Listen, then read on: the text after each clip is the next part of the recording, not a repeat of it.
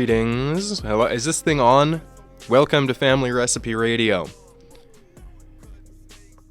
Oh, I've tried to record this episode 3 times now. And, this'll be the charm.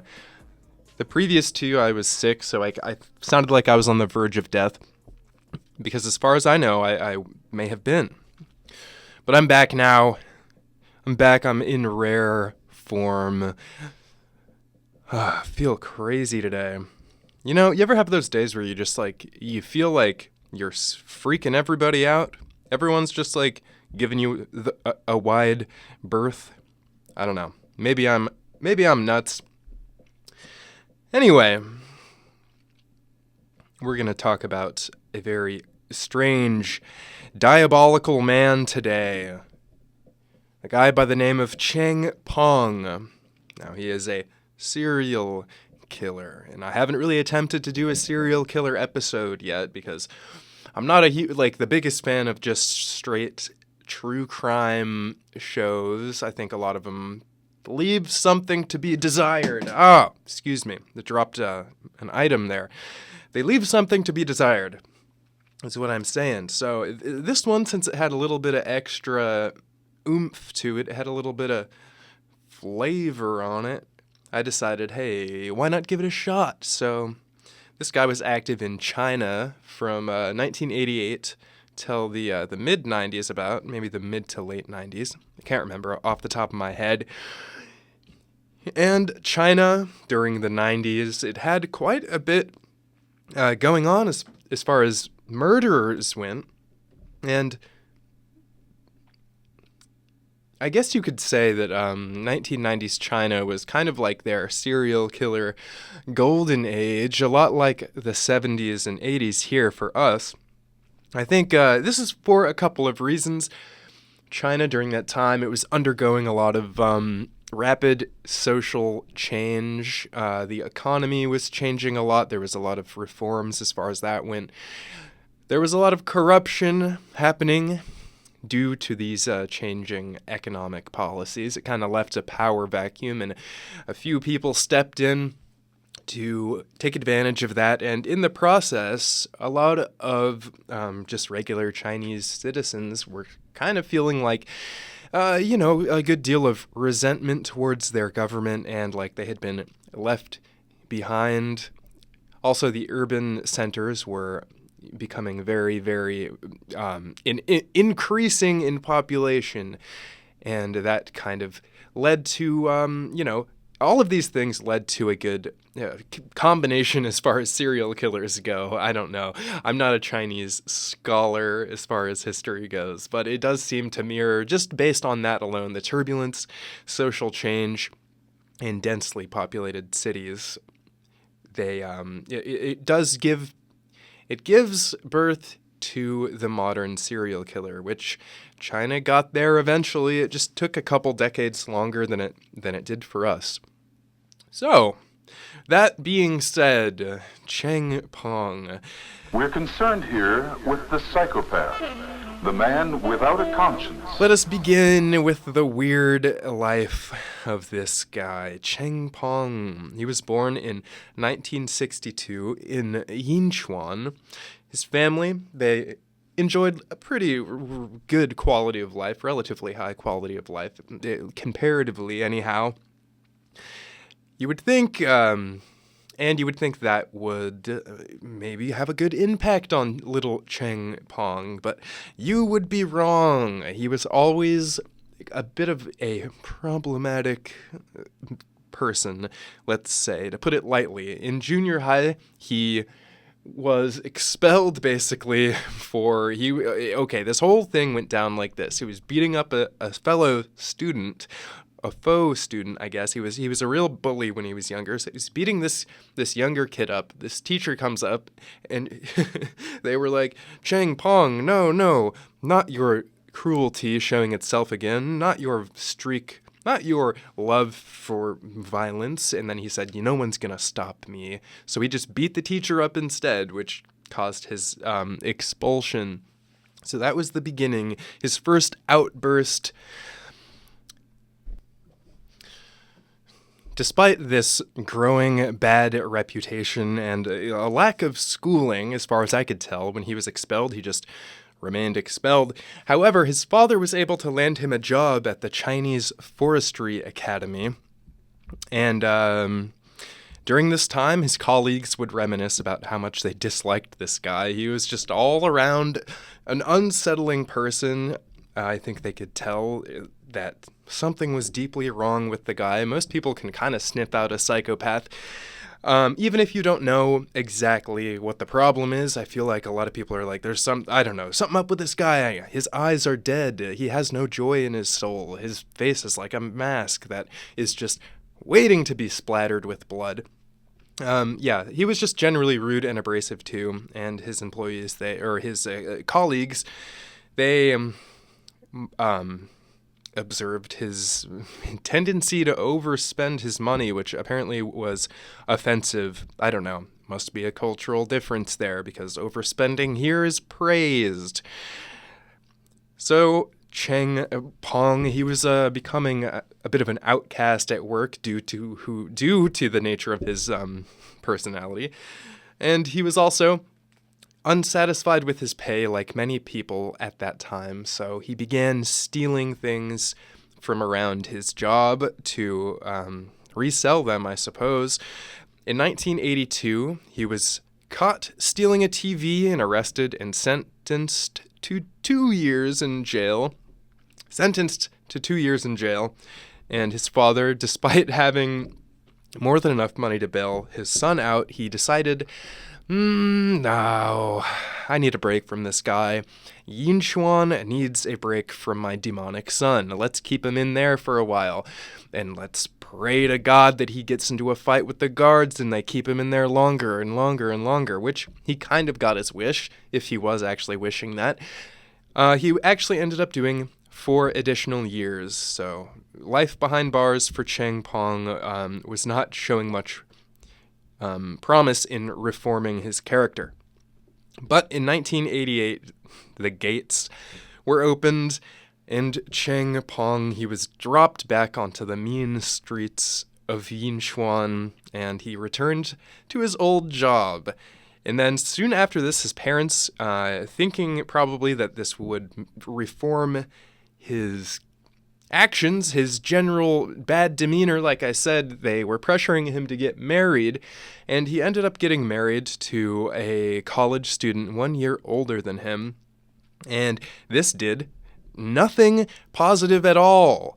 His new wife was basically gone all the time, and he was left to his own devices, his own little machinations, which is not good. We need Cheng Peng to be under constant monitorization. Is that a word? Monitorization? He needs to be monitored, is what I'm saying here.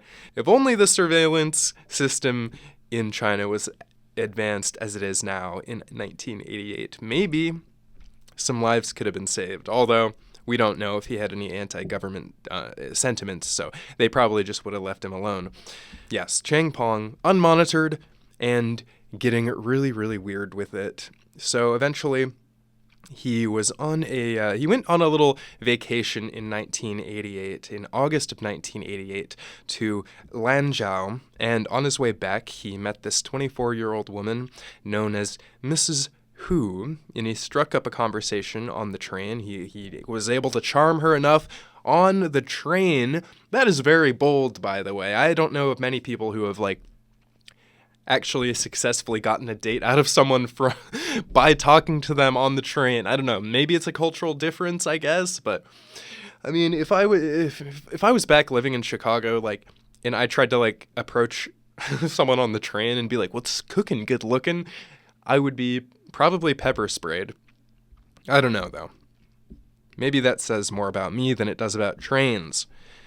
Anyways, so yeah, he ended up getting her to start dating. So they went on a few dates, which would prove to be fatal for Miss Hu.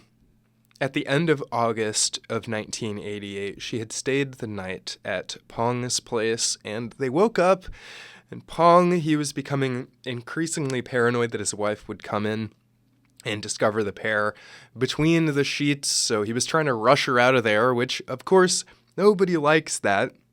That's top 5 rude moments. So she was like, "No, you're not gonna kick me out of here before my makeup is done. I have to take the train again." And in protest, she began slowly applying makeup in front of the mirror. And Cheng Peng, thinking like a true psychopath, he said to himself, "I gotta solve the problem. Gotta fix the problem. I have to remove this inconvenience in the form of Miss Hu." So he grabbed a large pipe wrench. He crept up behind her as she was doing her makeup, and he struck her in the back of the head hard enough to immediately end her life. After this, he took her clothes off, dragged her to the bathtub, and chopped her up, burying her piece by piece in his backyard. So rest in peace, Miss Hu, the first of quite a few victims of this maniac.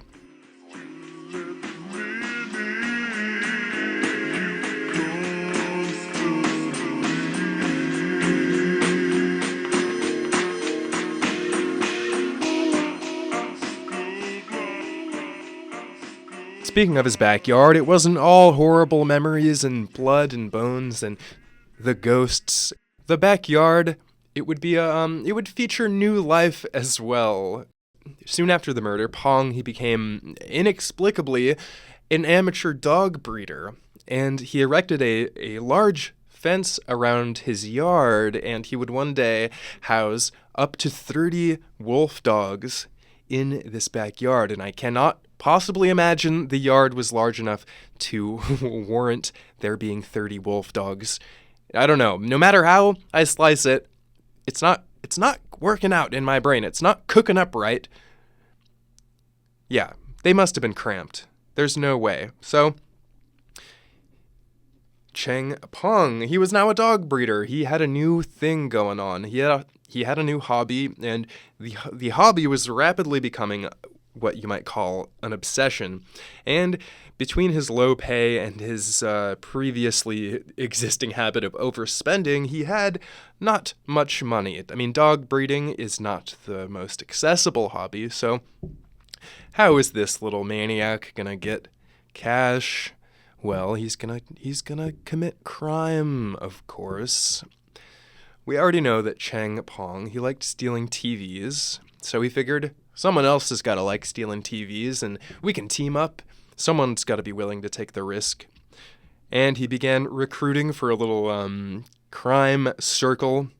His first underling was his cousin, which was a guy named Xiao Xiaodan. And at the time, Xiao had been working as well at the Chinese Academy, at the Forestry Institute. Xiao at the time had also been working at the Forestry Institute, but he was a temporary hire and his contract was about to expire. So he had uncertain employment. So he had an uncertain future as far as his employment went. So when Cheng approached him, he said, yes, immediately yes. I will steal and resell objects with you, cousin Cheng Peng, of course. When do we start?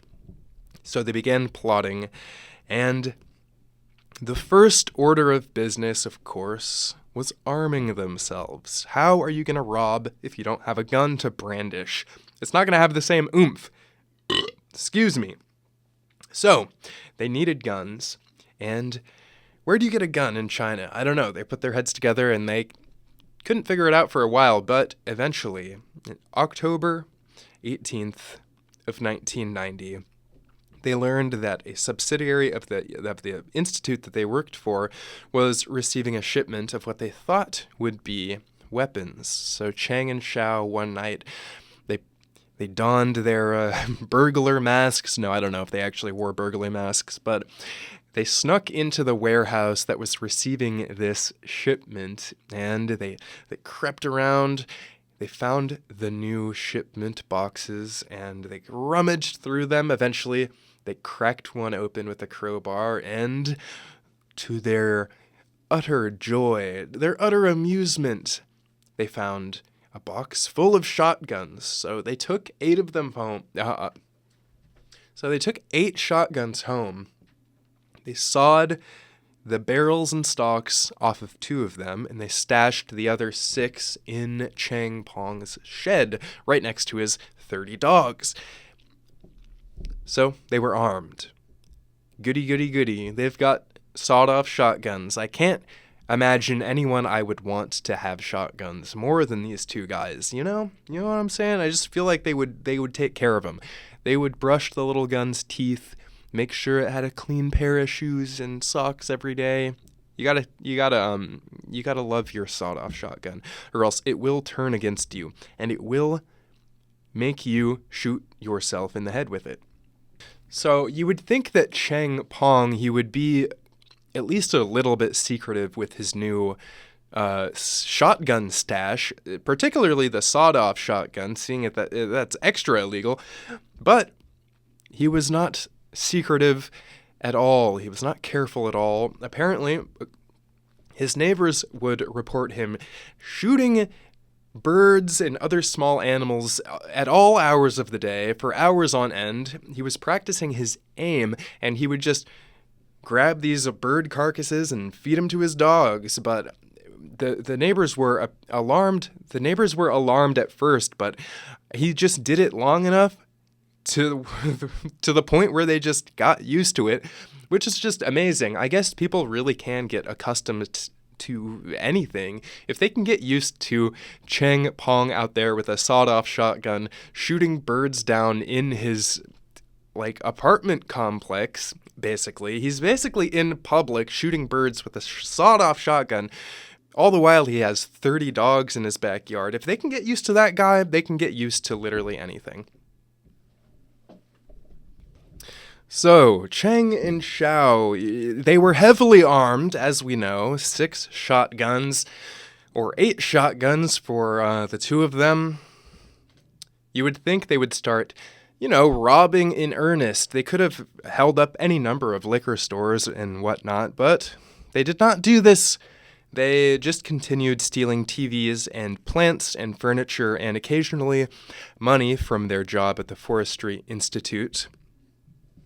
Cheng, around this time, he also began searching for one more person to add to his little gang of robbers, and he had a mark in his sights. It was his friend named Da Wei, and Da Wei had expressed resentment towards his job at the Yinchuan Great Wall Trading Company. So he became a good candidate due to his frustrations. He had also said that his boss, Mr. Li, was withholding quite a lot of money from him, and there was nothing he could do to get it back. So Cheng Peng, he jumped on this and he said, "Oh, don't you worry, buddy. I can help you out. I bet you anything if I just go talk to Mr. Li with you. Oh, he'll pay up. He'll pay up. There's nothing, no one's gonna refuse Cheng Peng, especially not with my, you know what, Da Wei? I'll save that for later. You don't have to know about what I'm hiding in my coat." So basically he said, I'll get you the money. Don't worry, we can go talk to him sometime. So you're good. And he sent Da Wei on his way with stars in his eyes, dreaming every night about that big bundle of old paychecks that he wasn't getting, that he thought he was going to get. Da Wei couldn't wait to get paid. But Da Wei, he would not get paid. No, he would not get paid. This would end very badly for Da Wei. Never team up with Cheng Peng. It's not going to work. You're not going to get paid. So basically, him and Xiao, they began plotting the logistics of Operation Get Mr. Li to pay Da Wei. And they figured they needed a getaway car. So that was business order number 1, is find a car. Operation Find a Car. On December 22nd of 1990, Cheng and his right-hand guy, Xiao, they both grabbed their shotguns, stowed them in their coats, and headed to the nearby train station looking for a taxi driver. Their plan was basically to get a taxi driver to drive him out somewhere in the middle of nowhere, and they were going to kill the guy, steal the taxi, so they would have a getaway car.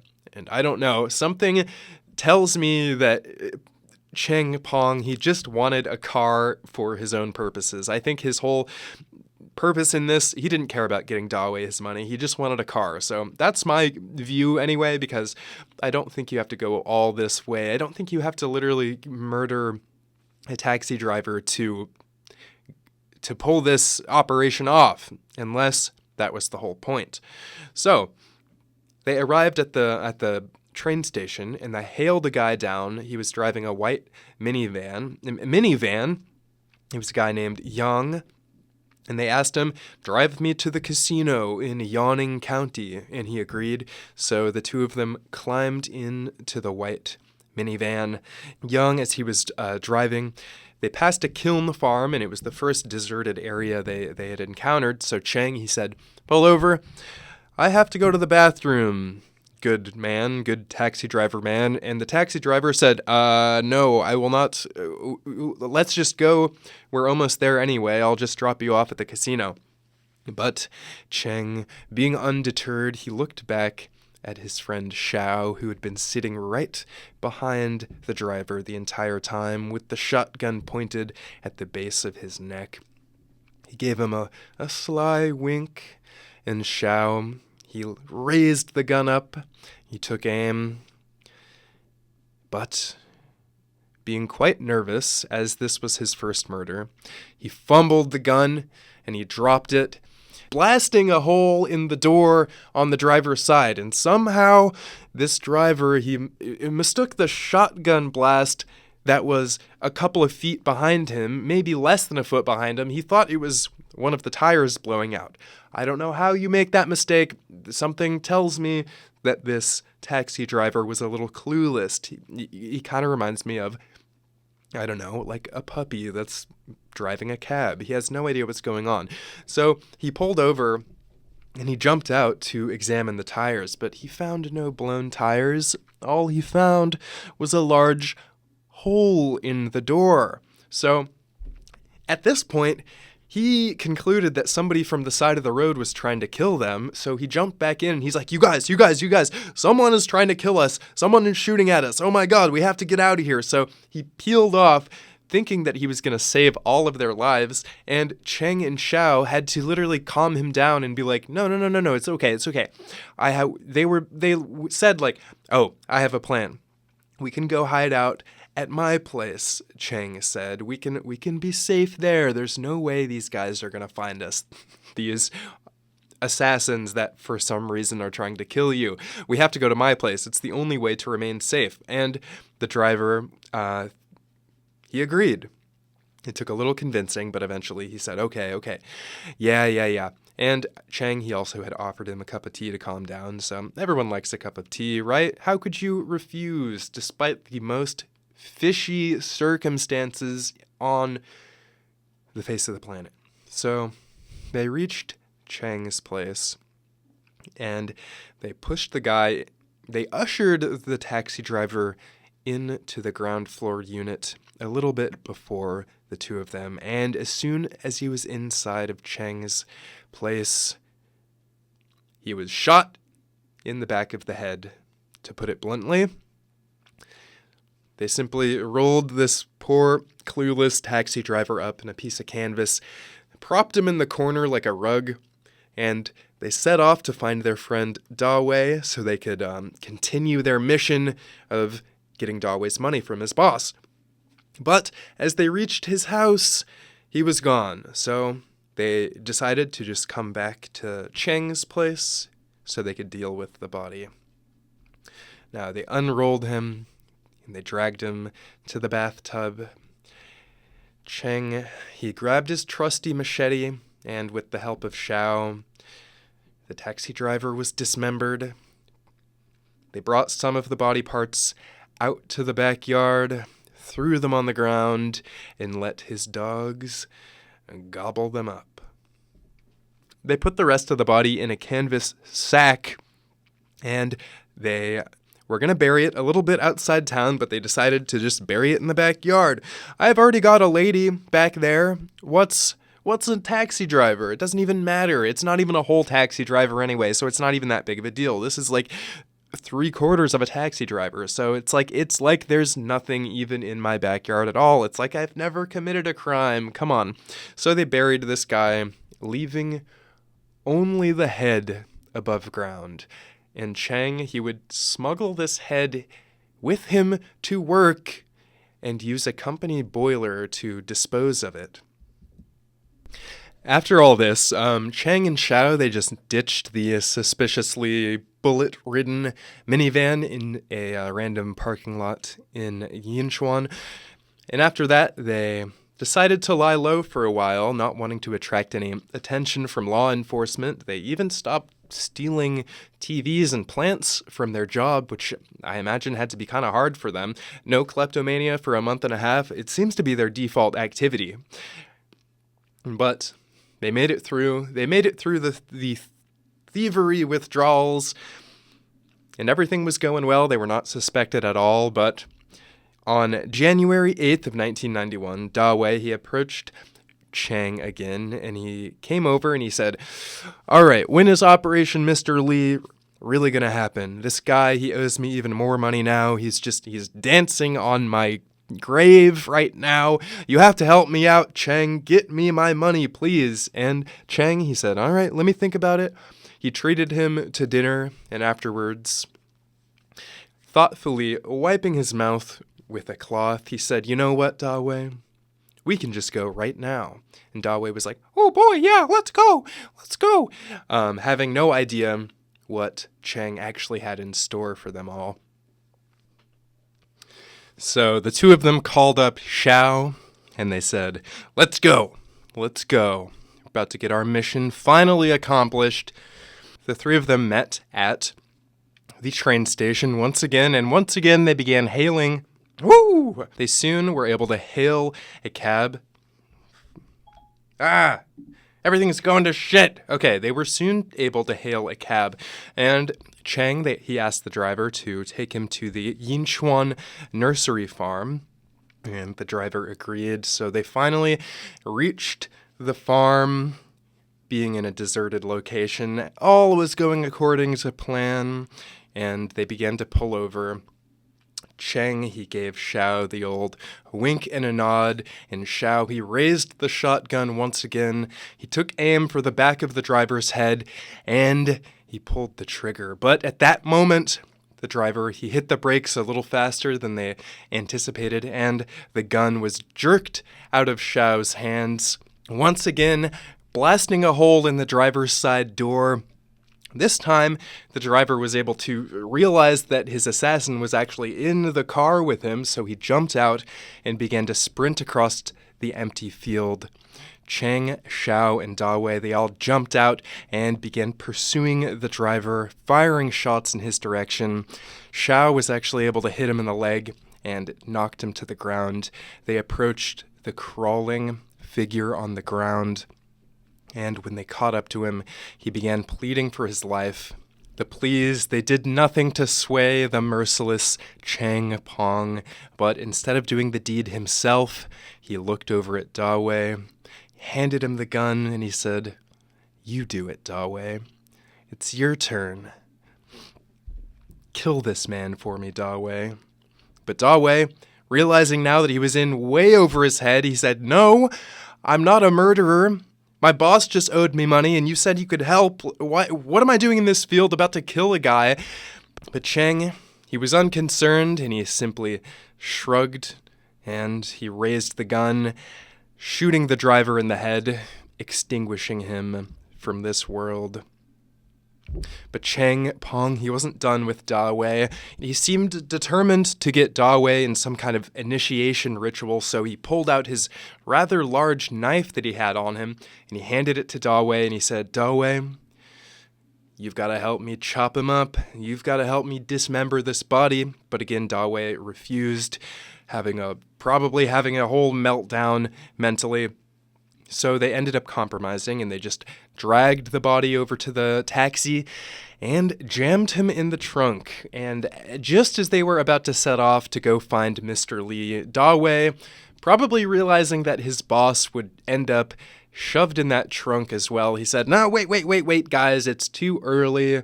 We can't go meet Mr. Lee yet. He's not even going to be there. Let's just go home." So they ended up driving back to town, and they dropped Dawei off first with a menacing warning. "You stay quiet about this, you'll end up okay, Dawei." And they drove away, and Cheng was completely unconcerned about his friend Dawei ratting him out, because I think he could tell that Dawei was extremely scared of Cheng now, and he was implicated in the whole scheme. So Dawei, he kept quiet. After they dropped Dawei off, Cheng and Xiao, they drove the taxi out to a sandy area, and they began burying the corpse of the taxi driver. And once they had finished, they made it halfway home to Cheng's place, and Cheng, at that point, he started freaking out, and he was like, "We have to go back. We have to go get the body." So they drove all the way back, dug him up again, put him in the trunk, and drove back to Cheng Peng's place. They're not very good at crime. I know that that's technically a good thing, but they're not that great at it, to be honest. So they dragged the body inside of Cheng's apartment. They began the old ritual of dismembering him with Cheng's machete. And then once again, parts of his body were dropped in front of his horde of dogs out back, and once again, his dogs dined on the flesh of taxi driver. What was remaining of his body was then buried in the yard along the two other bodies, and once again, Cheng, he kept the head and would smuggle it into work with him again to dispose of with the company boiler. Once again, Cheng and Xiao, they discarded the taxi in a parking lot again. So their mission was a complete failure.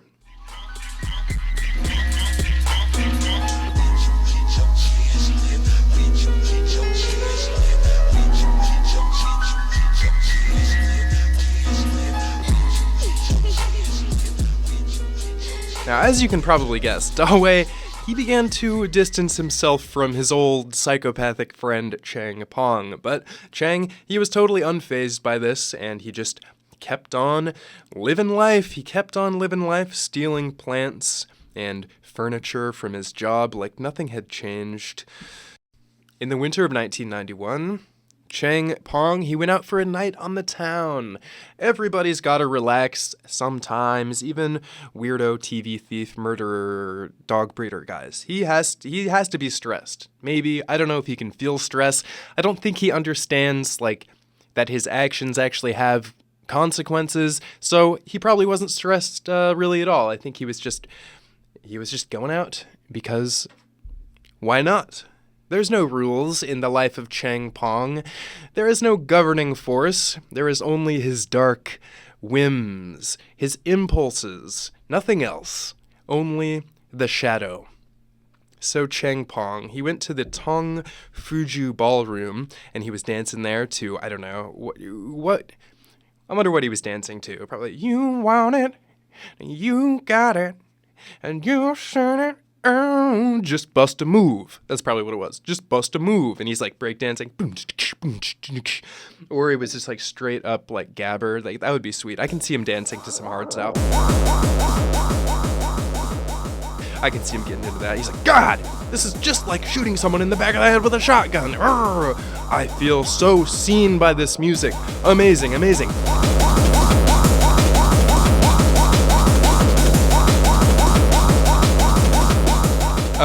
So regardless of what he was dancing to, "You got it, and you want it." Maybe a little bit behind. Maybe it was it could have been that one. Could have been an 80s night there. Anyway, sorry, got a little carried away there. So he's dancing, and he notices a young woman across the room. She's also dancing alone. The mood is high. The vibes are high. They end up They dance towards each other a little bit. Ooh, they're getting into the groove. Yeah. Ooh, Cheng Peng, he's a wonderful dancer. He's just blowing her mind. Her panties have just evaporated. They've just been shot into the shadow realm, and Cheng Peng, he flips her around, he slaps that ass. Bam, bam, bam! Cheng Peng laying it down on the dance floor. Okay, this is getting weird. I'm sorry. So, the two of them...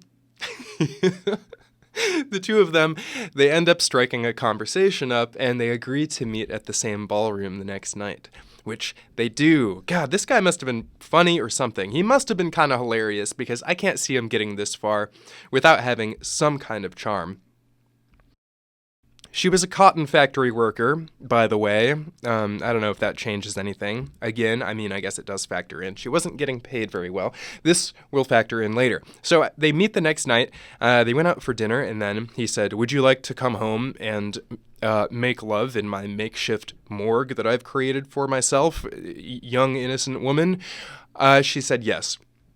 So after their first night, they started dating, and she said... Eventually, Cheng Peng, he learned that her family was urging her to marry somebody, and she was kind of desperate and poor, and she couldn't afford the 3,000 won that it would cost for the wedding. And Cheng, sensing a weakness, finally, a weakness has been displayed for our psychopathic Cheng Peng. He said, "I can get you the money. I like you so much, I'll help you out. It doesn't even matter to me if we get married. I'm just trying to help you out of the goodness of my heart." So the day they agreed on came 10 days after their meeting. So Miss Liao, she came over to Cheng's place. They spent the night together, and Cheng, he must have promised her the money in the morning or something, because the morning came, and Miss Liao, she was doing her makeup. Never do makeup around this guy. Don't do it! Just like the first murder, Cheng, he crept up behind her while she was looking in the mirror. But this time, he didn't have to hit her with a pipe wrench. He simply shot her in the back of the head, and his neighbors, being accustomed to the constant barrage of gunfire emanating from Cheng Peng's place, they did not suspect a thing. I guess they thought, well, first shot of the day, he started a little earlier today. Wow, there must be a lot of seagulls today for him to kill. I don't know what kind of birds live around there. Maybe eagles. So, after she was shot, he tied a rope around her neck, dragging her outside in a rage, and leaving her in his yard completely exposed, showing a huge amount of overconfidence. He would leave Miss Liao's body out there for 3 days without checking on her. And once he finally went back, he found that the dogs had made short work of her, only scattered bones, and her head remained. And once again, he would take the head to his job at the Forestry Institute and dispose of it there. That's 3 heads that have now been smuggled into his job. Is that not nuts to you? This story is so crazy. I just want to say for 1 second, this is bonkers. I can't believe I've never heard of this guy. When I was looking for serial killers, I was like, oh, wow. I stumbled upon this guy because there was like the killer cop guy that everyone kind of knows about. I don't know why that case is so famous. Like, it's a little bit weird, but this is just wild. Anyway, 3 human heads have now made it through the gates of Cheng Peng's workplace. Now, he had disposed of her head. Everything was going fine. Nobody had him pegged for any reason, not even stealing TVs, which he was continuing to do all this time.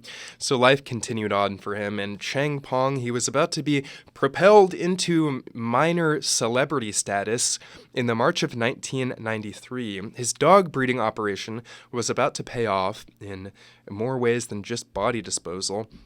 In the Chinese film, an old man and his dog was being filmed in Ningxia, and they were missing just one cast member. they were missing the dog. So the director, they were struggling to find the right dog for the movie, and the director was proving to be very exacting, very picky about the dog that he wanted to play. So they placed ads in local newspapers, and they began airing some ads on TV, and Cheng Peng, he somehow encountered one of these ads, and he's like, I've got about 30 dogs in my place. I can spare one. So he responded, and the director, he came out to Cheng Peng's place and selected a dog, immediately falling in love with it. He was like, yes, this is the best dog I've ever seen.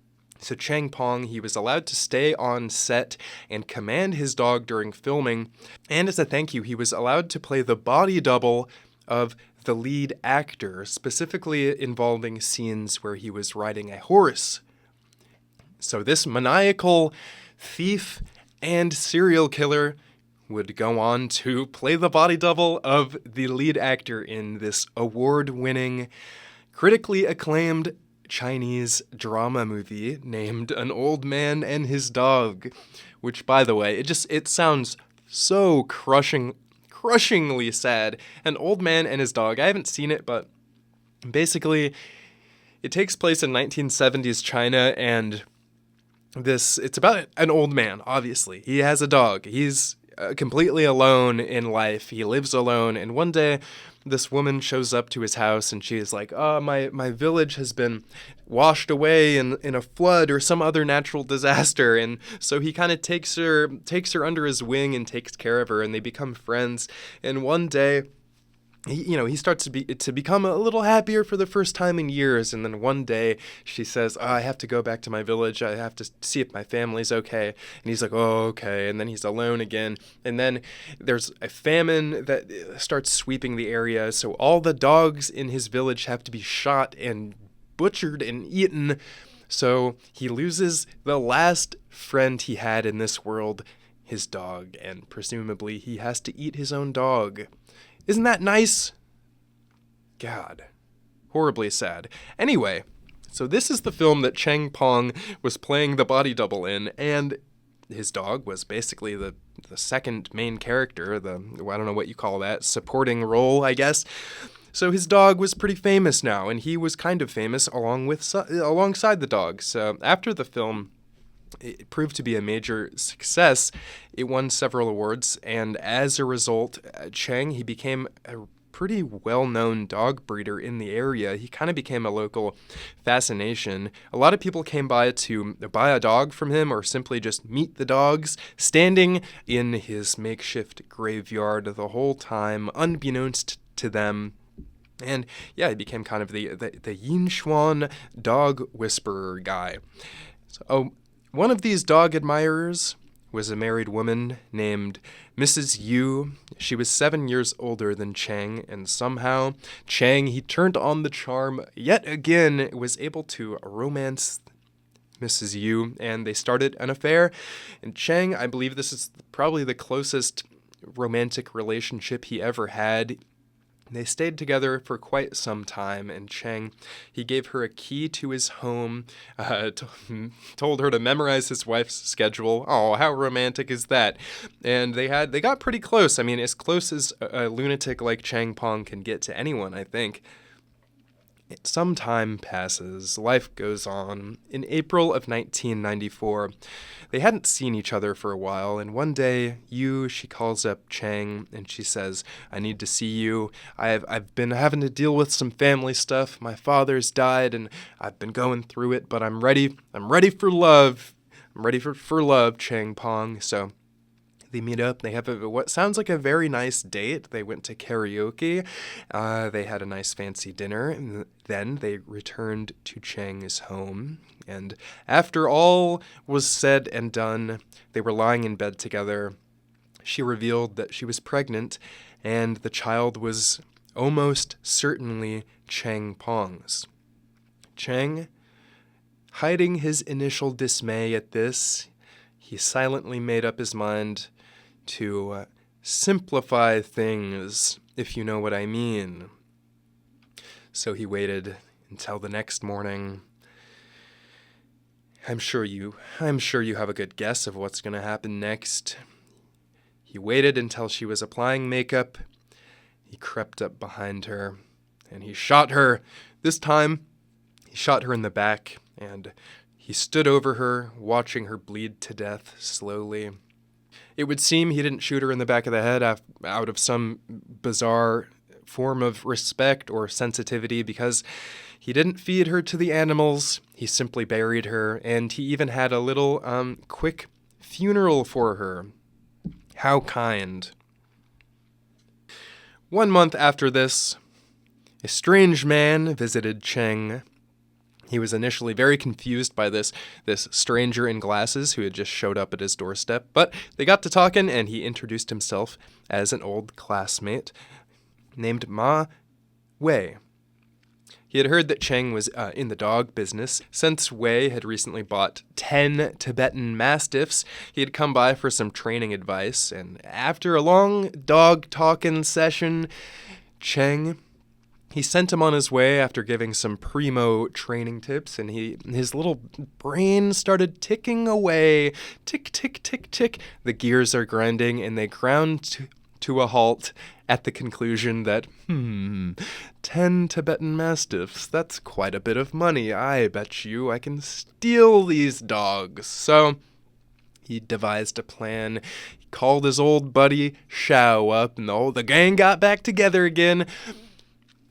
Wei, he was supposed to come back in a couple of days after the initial meeting and actually bring the dogs by. So this day came, and Shao and Cheng, they lurked in Cheng's house, waiting for him to come by with the dogs. Upon his arrival, however, they realized that Wei was a police officer, so they had second thoughts and decided to spare his life, and they spent the rest of the day doing dog training exercises, probably extremely annoyed the entire time that they weren't able to shoot this guy in the back of the head with a sawed-off shotgun.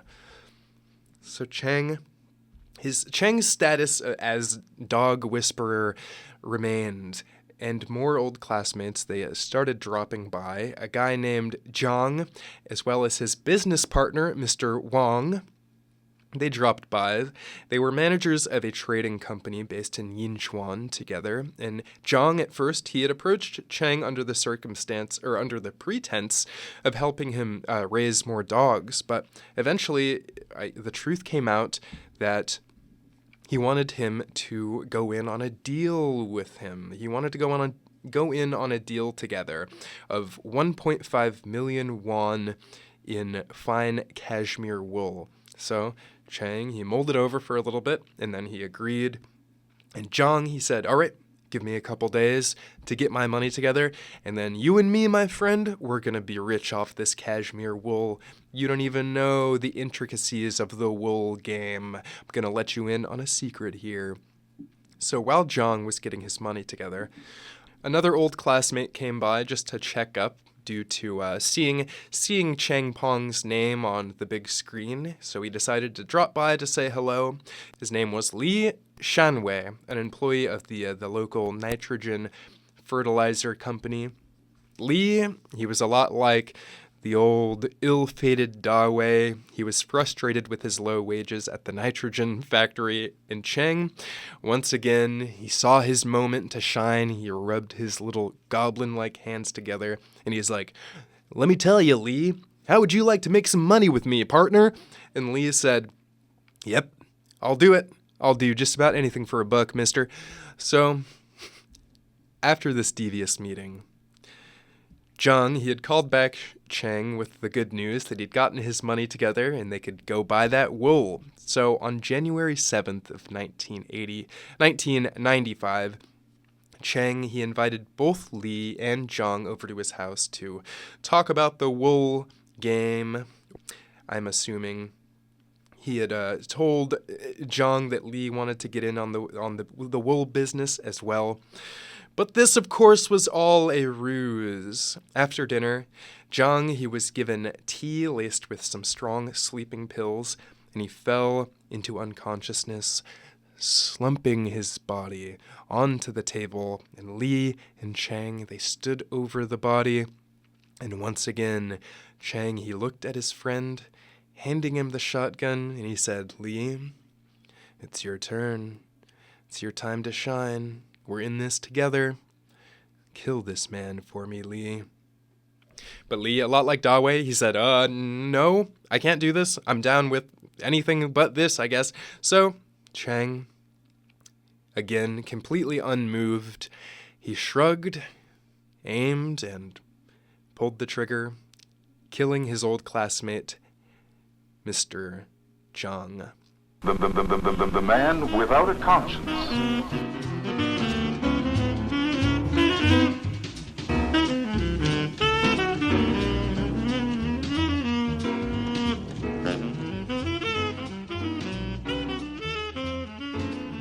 So after this murder, Li and Cheng, they quickly buried Zhang's body in the backyard, not bothering to dismember him and not bothering to feed him to the dogs either, wanting to waste no time. They took his car and they drove over to his house, searching for Zhang's stash of money. But to their rage and dismay, they found only a few hundred won, nowhere near the amount that they had agreed upon to buy the wool together. So Cheng, he started devising a plan. Thinking that Zhang had probably hidden it somewhere in the house, he decided to extract this information from Zhang's wife. So he went full undercover mode the next night. So the next night, he went to a payphone. He dialed up the Zhang residence, and putting on a fake voice and everything, Zhang's wife answered, and he said, "Hello, Mrs. Zhang. I'm a business associate of your husband, and I was wondering, maybe have you happened to maybe see a large pile of money in the place? We're supposed to buy a bunch of wool together, you see, and I'm just checking up on him. Just this is completely normal. Don't worry about my obviously fake voice. Just tell me where the money is, lady." And she said, I have no clue what you're even talking about. Also, where is my husband? He's been gone for 2 days." And so Cheng, he just hung up on her and walked back home. So after this bizarre phone encounter she had with Cheng, she decided to call Mr. Wang, Zhang's business partner, and he answered the phone, and he said, well, first of all, he was like, yeah, I don't know where he is. I haven't seen Zhang in 2 days now. And then he also said he had called the house the previous night, the night of his murder, and Cheng had answered the phone and said, "Oh, yeah, hi, yeah, Zhang, he's not here right now, but I'm his new business partner. He wanted me to act as like an intermediary between the two of you, so anything you want to tell Zhang, you can just tell me. I know you guys are like pretty close, you have a whole business together, and you've been working together for years now, but suddenly there's new orders, so I'm the emissary between you and Zhang, so don't worry about it. Also, do you know anything about a stash of money by any chance?" And so Mr. Wang, he just hung up on him, thinking it was really bizarre. Mrs. Zhang, after she learned about this strange encounter with Cheng, she recognized his name and realized, oh my God, that's the guy that was in the movie. That's my husband's old classmate, the guy who's obsessed with dogs. So thinking something was definitely extremely fishy, she finally called the police to file a missing persons report. And naturally, the police were like, "Why didn't you call us sooner? This is super weird. I don't know why you had to think about this so hard, but anyway, let's get this guy in for questioning." So they ended up hauling in Cheng Peng for questioning. And he was apparently cool as a cucumber the entire time, completely unbothered. And upon being questioned about Zhang's whereabouts, he just said, "Oh, yeah, he went to go sell drugs to his relative in Yunnan. And that's that, so no need to worry about that. He's just selling drugs. He's a drug dealer. You guys didn't know that? Everyone knows that about Zhang." And so they were like, "I don't believe you at all."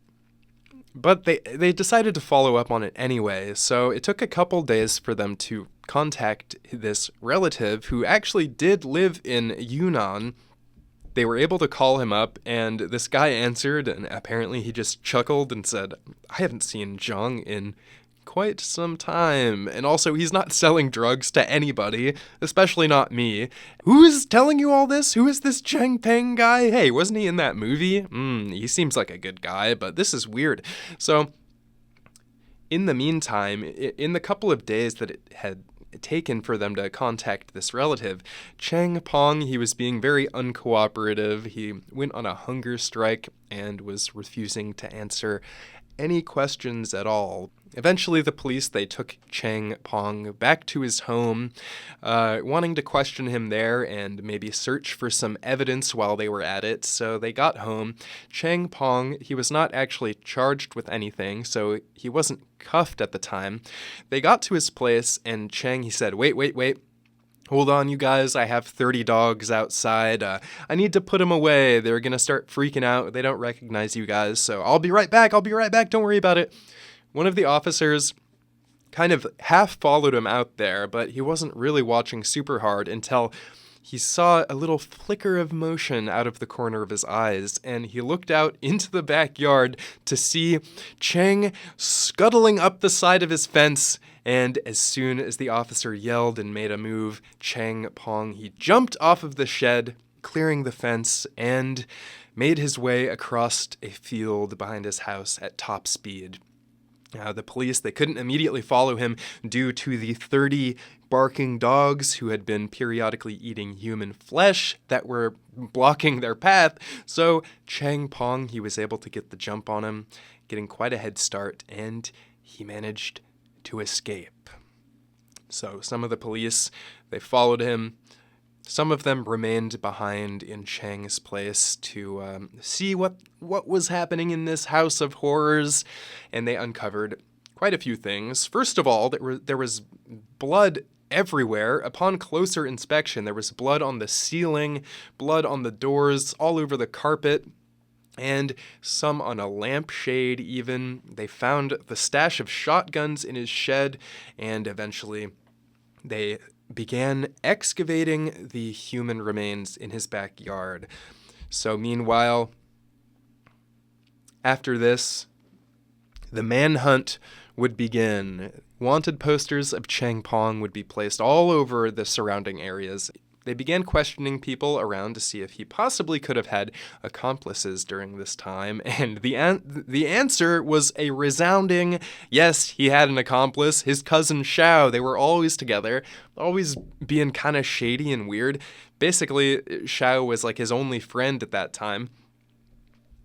They were able to find Xiao, who had actually been hiding out with some relatives, sensing the changing of the winds after he saw his good friends' wanted posters all over town. So they got him no problem. And Xiao, he immediately spilled the beans on everything he knew, the taxi murders, everything, and then he implicated their old friend Da Wei. So they ended up dragging him in as well.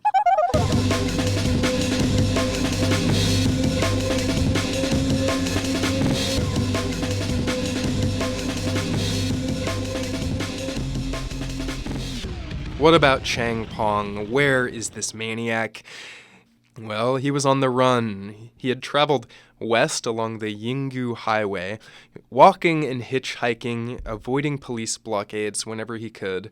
Eventually, he stumbled upon an empty school for disabled children. It was empty for the winter holidays, so he hid out there for 10 days. He eventually decided to move on, thinking probably wisely, I shouldn't stay in one place for too long, especially not an abandoned school. Someone's going to come in here eventually. So he continued walking across the countryside. At one point, he bought a hat and a coat from a farmer for a disguise and for warmth. This was winter, after all. And he continued walking along the Yinggu Highway.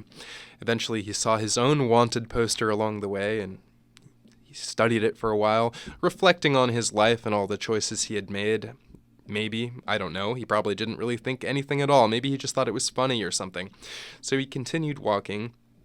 He encountered a farmer that was riding a bicycle, and he flagged him down. He gave him this whole spiel about who he was. His story was that he said to this farmer on a bike, he said, "Oh, I'm a businessman. I had my business partner. I'm from Lanzhou. And I've just been cheated out of a bunch of money, and now I'm just broke. I have nowhere to go, and also my legs hurt. I have bad legs. Ow, you wouldn't believe how bad my legs are hurting me right now, so I can't keep walking." So he convinced him to give him a ride to the nearest bus stop on his bicycle. And I don't know, there was probably some kind of cart or something attached to the bicycle, or maybe he just got on his shoulders. I don't know. Somehow the farmer was able to give him a ride on the bicycle to the bus stop. In Cheng Peng, he boarded a bus and headed out for Inner Mongolia. When he got off in Inner Mongolia, he checked into a motel under the name Bai Baoshan.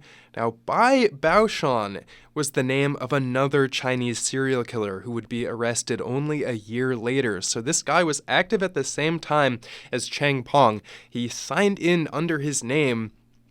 I don't know if this is just the world's craziest coincidence or if they knew each other and this was some kind of weird game that Cheng Peng was playing. I don't know. Something is going on here.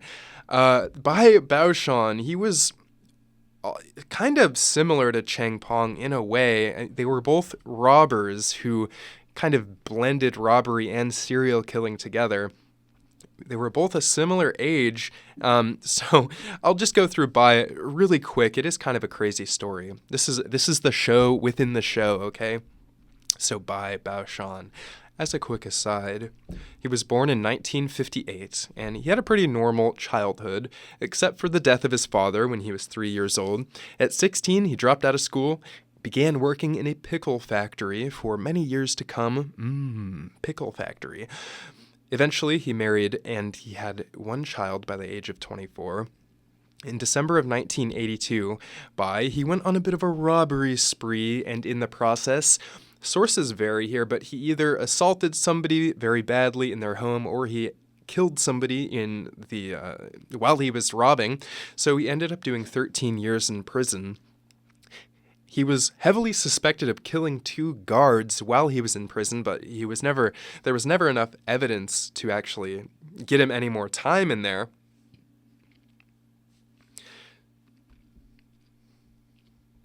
So eventually, he was released on March 7th of 1996, full of rage and resentment towards law enforcement and towards the system at large. You know, it's the system keeping me down, stopping me from robbing old ladies. So he went on a bit of a revenge kick on March 31st of that year. He attacked some police that were guarding a thermal plant in Beijing. He stole one of their guns, and he ended up injuring 6 people in the process of this gun thieving. After this, he fled for Xinjiang. In July of 1996, he entered a military base, and using his stolen police gun, he killed 2 dogs and a soldier. He then stole the soldier's machine gun. Later, he fled again. He robbed a cigarette dealer and killed him in the process. Then he pops up again in December of 1996. We're not exactly sure what he was doing in the meantime, but in Beijing, he met a man named Wu Ziming, and they would become accomplices, and together they killed a farmer for his motorcycle, and on September 5th of 1997, the pair, they rode to a police station and killed 2 policemen, stealing their guns and riding away together. 11 days later, the pair robbed an armored truck, making away with 1.5 million won and killing 11 people in the process. The pair left, and there was some kind of dispute over the cash, leading Bai to shoot Wu and bash him to death with a hammer, and Bai was arrested at his home in Beijing after that, and killed by firing squad in Xinjiang since he had been extradited there. So that is the guy that Cheng Peng signed in under to this motel in Inner Mongolia.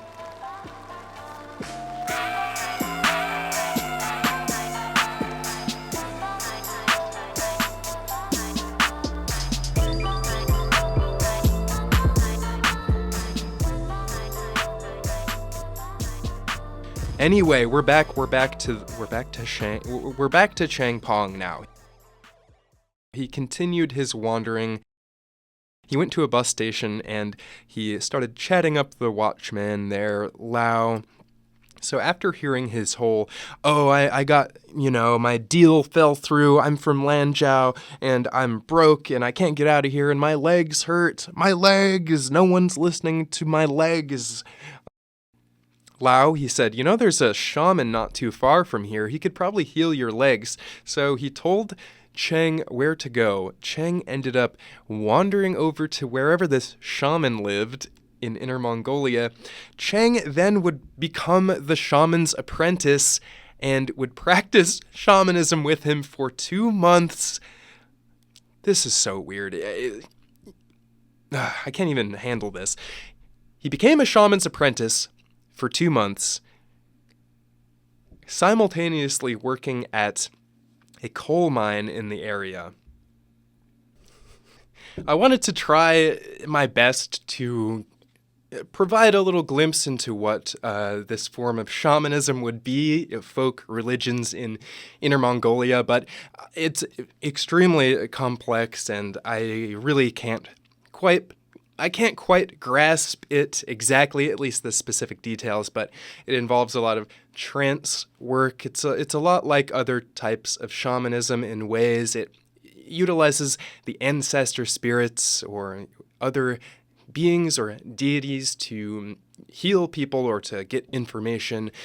There's lots of trance work that's accessed by drumming and chanting and stuff. So this whole time, Cheng Peng, I guess he was learning how to, astral project and commune with these spirits and stuff, collecting massive psychic powers, maybe, or maybe he wasn't being that sincere about it. I can't imagine he was being very sincere, because I don't think he knows how to be sincere, being a psychopath and all. On March 10th, Cheng Peng, I guess he got sick of the whole shaman life. He broke into a local police station in search of a weapon, because, he hasn't had a gun in a while. I'm sure that's stressful for him. It's been a couple months of being on the run. Thankfully, this wandering maniac would remain unarmed. He only found a couple of gun magazines and loose ammunition, and that was it. But he did manage to find an ID card that looked passably similar to himself, so he took that. 9 days later, he broke into a government office in search of a weapon. He found nothing. The next night, he did the same thing in another government office, but his break-in, it yielded no results, because once again, all he could find was some ammunition. No gun for Cheng Peng. Thank God. So while he was hiding out in Inner Mongolia, using this assumed identity, he somehow caught wind of the fact that an oil excavation crew from Ningxia would be coming to the town he was staying at. And since that was near his region, and they would definitely recognize him, seeing as his wanted posters were all over the place, he decided, I should get out of here. Someone's going to catch me here. So he set off again. And this next part, this is very bizarre. His next action, considering how worried he was about getting caught just like a second ago, the previous line, he decided to just head back the way he came, back to Yinchuan. And I don't know, I guess he was just tired of being on the run and maybe just homesick or something. They asked him about this in one of his interrogation sessions, and he said, I wanted to drink water and eat food from my hometown, which is bizarre, I guess. Yeah, he got homesick. What else can I say?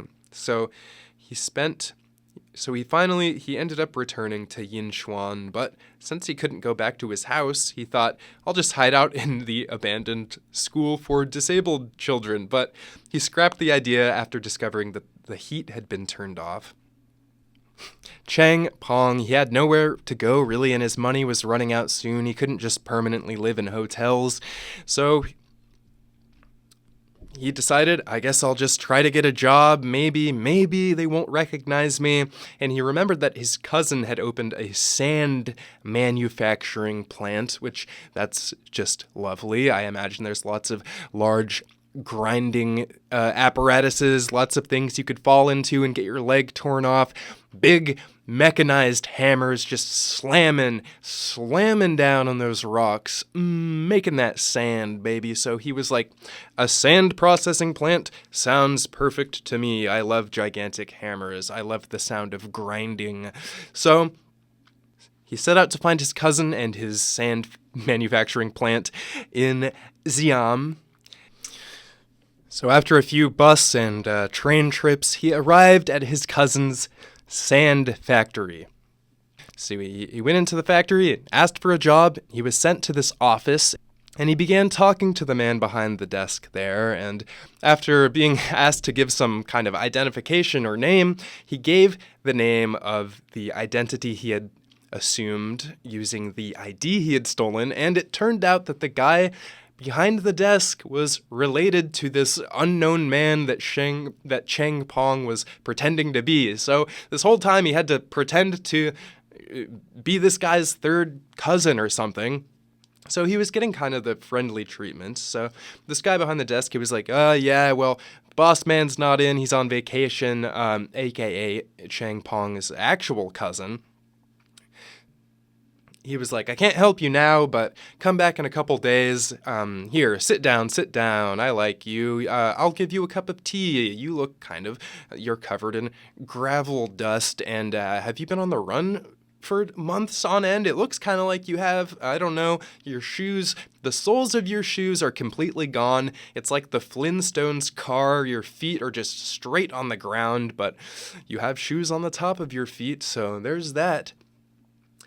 So as Cheng Peng was sipping his tea, sitting in this office, collecting himself, probably feeling pretty good about the whole scenario, he was about to get a job. You know, things were on the uptick for Cheng Peng. He was like, there's no way I'm about to get arrested. But as he sat there, the man behind the desk, he studied this new, strange, wandering man, and he said, wait a minute, this isn't my long lost cousin. This is the incredibly wanted murderer Cheng Peng. If this was a movie scene, it would be Cheng. He would be sitting in a chair, and there'd be a TV playing the news right behind him, but he'd be facing away from it, just dreamily sipping his tea, a little bit of steam arising and wetting his eyebrows. And as this man behind the desk watches, Cheng Peng's wanted poster flashes on the TV, and he makes the connection. So he surreptitiously dialed 911 and said, "Hey, Cheng Peng is here.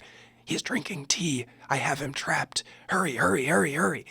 So the police showed up in plain clothes, but there was really no need because Cheng Peng, he was just lost in the sauce. He was just daydreaming, so they just walked up to him, slammed him down, and cuffed him, ending the long, bizarre, and bumbling crime spree of Cheng Peng.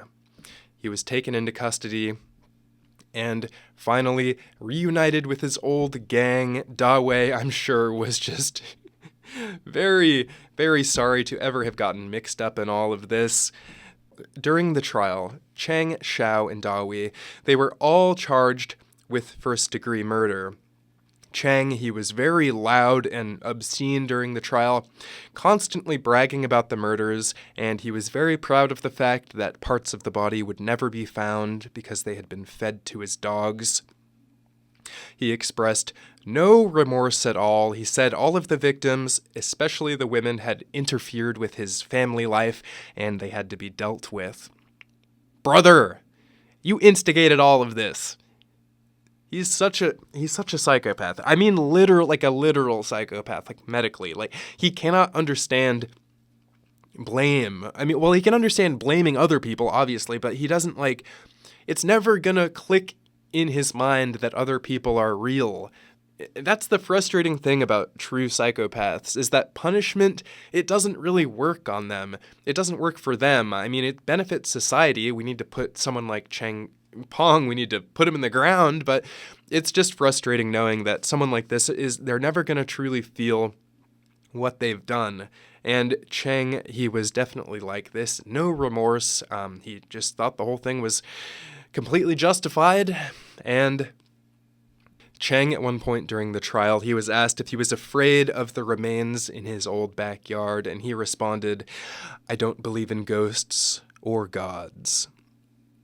So finally, the trial went on for quite a while, and finally on September 27th of 1995, Cheng and Xiao, they were sentenced to death. But Da Wei, he got away just by the skin of his teeth. He was given a suspended death sentence. And as it goes in China, immediately after the sentence, Cheng and Xiao were brought to the execution grounds and killed by firing squad. And so ends the terrifying and surreal life of Cheng Peng, who was just one of the people terrorizing cities around China during the 1990s. And that's that. That's that. Thank you for listening. I've been recording for a while. This was a long one. Thank you for coming on this weird journey into the underbelly of China during the 1990s with me. There was lots of other stuff going on during this time period. There's several more stories I could tell, but this was my favorite one that I have found so far, so I appreciate you lending your ears to my voice, and I will see you another day. Good night, y'all.